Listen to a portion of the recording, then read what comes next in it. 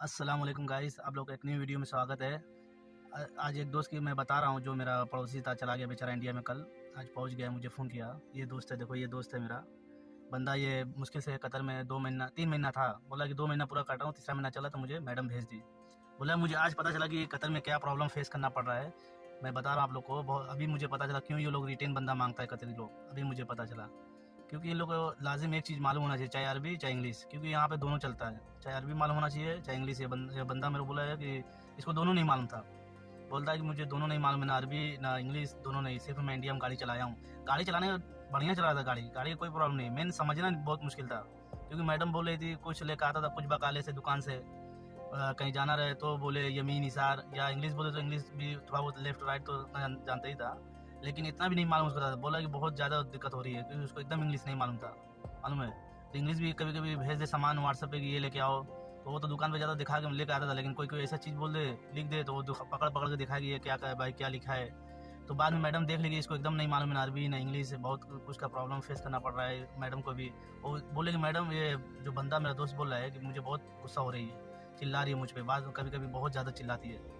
तो मुझे इससे पता चला कि ये लोग कतरी लोग क्यों रिटेन बंदा मांगता है, अभी पता चला है। क्योंकि सऊदी रिटेन रहेगा तो इनको अरबी लाजिम मालूम रहेगा। जो भी बंदा 1 साल या 2 साल या 3 साल सऊदी में गुजारेगा, थोड़ा बहुत जरूर सीख लेता है। अब जो इंडिया में तो उसको तो अरबी नहीं मालूम है ना अरबी मालूम है। अगर इंग्लिश अगर थोड़ा बहुत मानो तो अच्छी बात है, लेकिन बहुत लोग के ड्राइवर को नहीं मालूम होता इंग्लिश, ज़्यादा पढ़े नहीं रहते, तो थोड़ा सा मुश्किल होता है, सामना फेस करना पड़ता है। तो ये बंदा बोल रहा है कि मुझे मुश्किल से 2 महीना गुजारा, तीसरे महीने में व्हाट्सएप मुझे टिकट तत्काल में दे दी। मुझे कल बेचारा को टिकट दिया, पहुंच गया। आज मेरे को फ़ोन करके बोला शायद मैं पहुंच गया हूँ, लेकिन यही दिक्कत हुआ कि साला मुझे, मैं सोचा था 1-2 साल निकालूंगा, लेकिन 2 साल नहीं निकल पाया। खुद प्रॉब्लम फेस करना पड़ रहा था।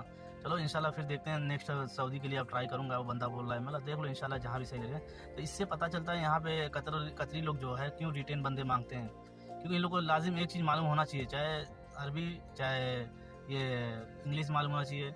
इससे पता चलता है, दो में से एक रहे मालूम होता तो क्या है, चल जाता है इन लोग के बीच में।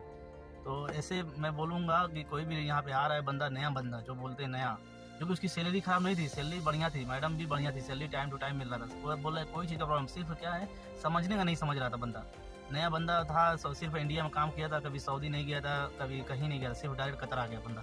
तो बोला कि मुझे बहुत फेस करना पड़ रहा था, ये बहुत चिल्ला रही थी मैडम मेरे ऊपर। असल में कहीं कहीं आदमी नहीं समझता है तो अड़का बड़ कर देता है। तो इस पर बोला कि बहुत मैडम मेरे ऊपर चिल्लाती थी। तो इसलिए मुझे समझ में आया कि ये लोग क्यों आखिर रिटेन बंदा मांग रहा है, सऊदी रिटेन बंदा ज़्यादातर आजकल क्यों आ रहा है। तो मैं यही बोलूँगा, नए बंदे के लिए बेहतर है सऊदी जाना चाहिए। वो भी कंपनी वंपनी में थोड़ा सा अरबी उर्बी सीख लें, थोड़ा सा इंग्लिश सीख लें तो बेहतर है।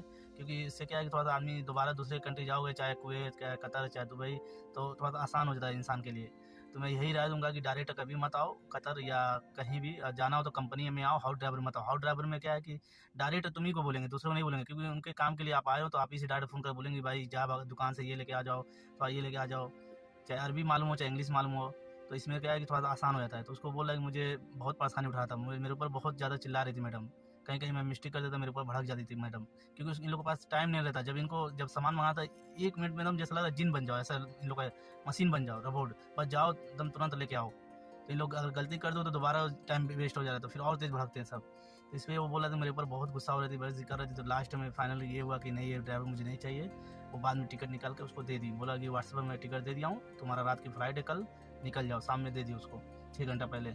आज वो इंडिया में पहुँच गया है, मुझे फ़ोन करके बोल रहा है कि शायद भाई मैं पहुँच गया हूँ, बातचीत हुआ है। मैं चलो बहुत अच्छी बात है, सही सलामत पहुँच गया। अब जाओ सऊदी के लिए या कहीं भी जाओ, आपकी मर्ज़ी है, लेकिन पहले कंपनी में ट्राई करो, क्योंकि हाउस ड्राइवर में कहीं भी जाओगे तो फंसोगे।